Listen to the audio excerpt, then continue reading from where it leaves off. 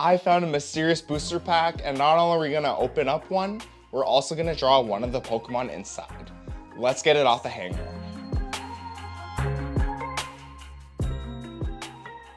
Not exactly sure what set this is, but let's take a look at the back. Start your adventure. That's an interesting way to hold the pack together.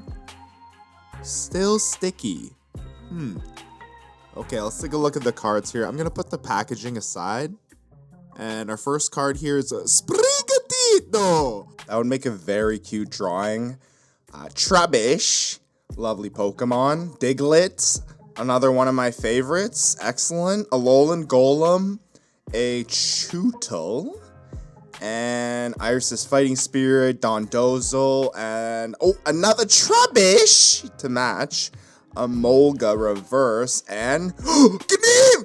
Caterpie! Wow, what a huge way to start, as this was the first Pokemon caught by Ash Ketchum as well. I'm looking forward to seeing the rest of the set, but let's take a look at what we pulled and what we're gonna draw. With 10 cards to choose from, we have quite a selection. We mentioned Sprigatito earlier, and I love flowers in general.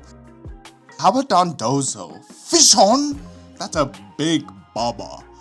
Ooh, this can make for a nice urban story, but I think we have to go with our hit here, Caterpie.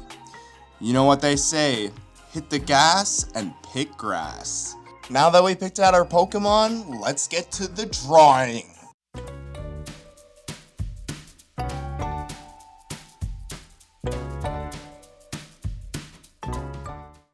We're gonna start off with a scrap piece of paper here. I'm using this energy to trace an outline for my card. I'm gonna do these borders, and as you can tell, I'm not using a ruler because, you know, nothing in life is perfect.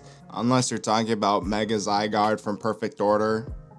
Talk about perfect. Deep in the dark Viridian Forest, David discovers a Caterpie and tries his best to make his first Pokemon catch.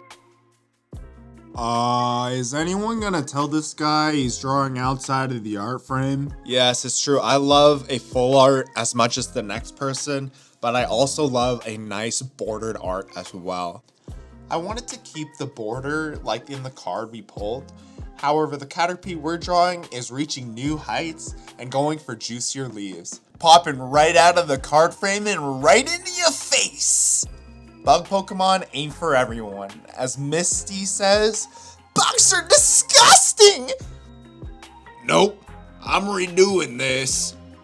Quick little eraser here and on we go. I make a lot of mistakes when I draw. Sometimes I'll erase it. Oftentimes I'll just leave it there because it's okay to make mistakes. It'll happen. And I'm nowhere close to being perfect. Not at drawing, not at anything. The only one that could probably pull that off is Mega Zygarde. This is looking fabulous. As I'm adding more details to Caterpie, I'm noticing that I'm using circles quite often, more often than Post Malone. It's amazing what you can learn by taking a closer look, and if we look back to the card, which I'm using as a reference photo, I'm noticing how hungry Caterpie is. Maybe that's the reason why it evolves into Metapod so quickly. Time for the background. Let's make Caterpie look high up in the trees. What does everyone think of the art so far? Any comments? You know when Viridian Forest is happy and healthy, the river is flowing, the trees are growing, the Caterpies, the Caterpie are glowing. With Caterpie's big head being the main focus, we can draw in a background character to add into our story. I want a Metapod whose mouth would be as wide as its eyes if it had one, watching its cousin Truman go beyond the borders. Maybe adding a line here will make it more Metapod-like. What are your thoughts on the drawing so far? What do you like? What can I improve on? And did I draw it with my left hand? The answer to that is no, but it does kind of look like that, doesn't it? I like this Metapod so much, let's add a trainer, making this a trainer gallery. This is Bugcatcher Bob, and you may have seen this trainer on artwork such as Cricketune V from Silver Tempest, and a legend in the entomology field. Triple major in Venomoth, Thorax Retention, Comprehension with Poison Prevention, co-author of the Shuckle Extension and Retention. You can find Bob the Bugcatcher on LinkedIn. This is my best attempt at the leaf energy symbol. Tell me what you think. How did I do? You think Ando would be proud? I'm just going with Bug Bite here, the same move on the original card. When I get Bug Bites, I find that they get really swollen and hard. Guess you could say the move is super effective on me. Lines. We're adding lines because our card has lines. We got the retreat cost, weakness, and resistance here, as well as some funky symbols that are supposed to represent the Pokemon set. As I'm writing down the number that indicates the card number for the set, I'm wondering what I should put for my drawing since it's not necessarily part of the set this card Caterpie is from. But hey, this is gonna be my first drawing. I'm gonna put 001, and there's 1,028 Pokemon at the moment, so let's just put that number. That's a lot of Pokemon, and who knows if we'll draw them all, but I'm happy to try a new Pokemon in this type of style of video. I have a few art projects in mind that I'd like to get to, but I'd love to revisit this drawing style or parody of a card. And as we're doing the final touches, I'd like to take a step back and take a look at how it looks overall, do a quick review. It didn't really work for me during exams, but it doesn't mean we shouldn't do it. Boom, bam, bop, bada bop, boom. Pow! One very important feature you'll find on most Pokemon cards is this bar underneath the art where it talks about the height and weight. And unfortunately, I didn't really leave enough room for it, but we'll make it work, right? Did this work? And there we have it. We completed our pencil outline. Let's have a break and a drink of water.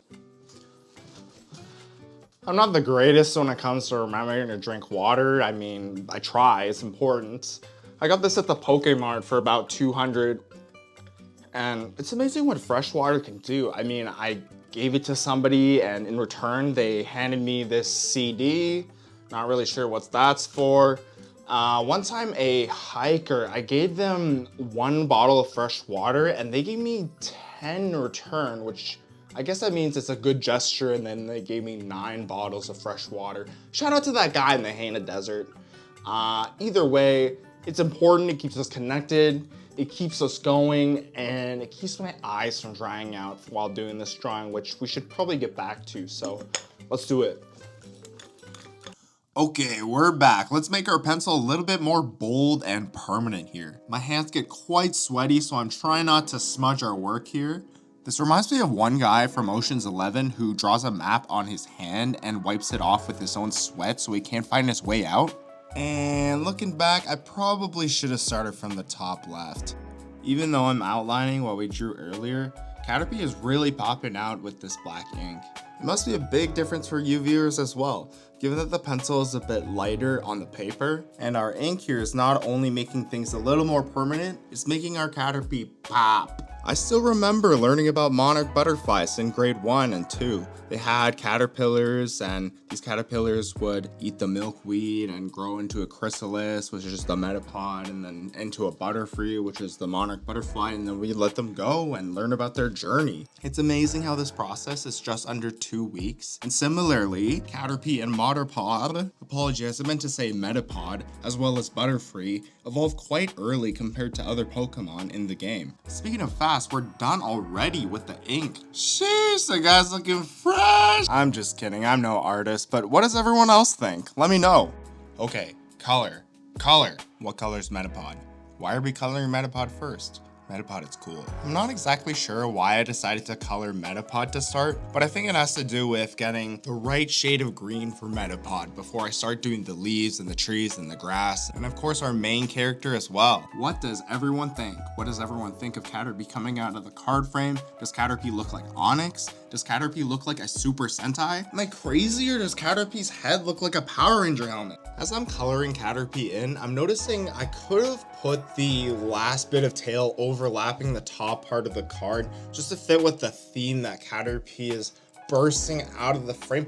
But you know what? It gives it kind of a feel like it's climbing out and the tail is still a bit below, if that makes any sense, or if there's any sense of depth in here, or I'm just overthinking and I'm imagining I can draw depth when I actually can't. Oh, you know what it is then? I should have tucked the tail underneath the card frame. So it was, yeah. What I meant to say was the tail tucking underneath the card frame would give that illusion that it's a bit lower than the head or the place where Caterpie is climbing highest. That's no problem though, just a bit of self-reflection. Maybe we can incorporate some of these ideas into future drawings. I can see that these eyes are uneven, but so are mine. In all seriousness, if I had the skill, I would draw myself in the reflection of Caterpie's eyes with a double chin, because that's exactly what Caterpie is seeing when I open the booster pack. We're gonna add some color to the tree branches. We're gonna make it look less like a Line Rider map, because you know Metapod is sturdy and this tree needs to be sturdier. David, you're gonna need all the help you can get to distinguish this art. Let's add some green, let's add some leaves to this tree so it looks like Caterpie's actually climbing something. We accept the reality of the world which we're presented. It's as simple as that. I got a lot of passion for Pokemon art, but I was never really one to draw or do any art in general. As I would look at the Pokemon card library, I would also have my own ideas. I just couldn't really translate it on paper. But about a year ago, starting with some pencil and a scrap piece of paper, I just kept doodling. And it didn't matter if my idea turned out well or even decent. Actually, most of them did not turn out decent. But occasionally I would come across a project that I was really proud of, and even though there are a lot of things I would have changed, especially because I'm just drawing directly on paper and it's hard to kind of go back on things, I'll look back at those scrap pieces of papers or drawings in my collection as if it was a really cool card that I owned. Oh wait, hold up, Nintendogs, my big head is in the way. 1 second, apologies. It's always fun to see what you can accomplish and what you can do moving forward. There's some incredible work out there, some incredible artists that do amazing things. Ash is looking to be the very best. I'm just looking to have fun. You know, Victory Road is that way. Ash, I'm just chilling and we're just drawing and we're not trying to be the greatest there ever was. Because all in all, this Caterpie's looking sick. Okay, in all seriousness, I'd love to do more of these drawing style videos. I'd love to take a look more at these Davy Duck packs. I mean, they're very interesting and it seems to have a pretty random assortment of randomness in it. Caterpie was a wonderful guest to start with. Thank you, Caterpie, for coming on the show. Really appreciate it. And here we have our final drawing. What do you think? How's the accuracy? How's the creativity? How's the silliness? These are the scores I would give myself. What scores would you give me? I'm hoping to hit an S tier ranking one day, but all in all, this activity is something that I enjoy looking back at, like my Pokemon cards. And it's time to bust out the snipper clipper so we can put this bad boy in the binder next to its original card. And after the clippers, no, not the grippers, the claw. Setting our scrap piece of paper aside, probably using it as my friend's birthday card. I tell you, my drawing feels a lot more alive, not because it suddenly became better, but cutting down to size really brings it closer to the original card. We got our Jesse and James here. We got our original Caterpie card here, drawn by Yukichi, and this one done by me. And of course, we gotta sleeve up our hits here before we put them in the binder. I thought it would be nice to put these cards together in a binder, so I'm using this one for Prismatic Evolutions.